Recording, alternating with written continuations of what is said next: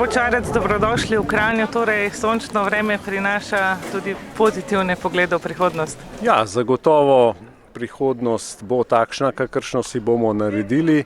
Res, da ne bo manjkalo težav, ampak vseeno mislim, da po 24. aprilu bo priložnost za nek drugačen začetek, za novo obdobje. In danes smo v Kranju na naši avtobusni turneji, danes obdelujemo Gorenjsko, šli bomo do Jesenic in se pogovarjali z ljudmi, poslušali njihove probleme, pripombe, tudi kaj razložili, če bo potrebno, kajti zdi se nam, da je tak neposreden pristop najbolj učinkovit, da te ljudje srečajo, vidijo v živo in je čisto drugačen občutek.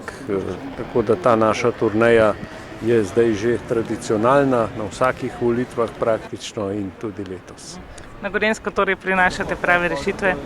Ja, naš slogan normalizacija, rešitve, razvoj.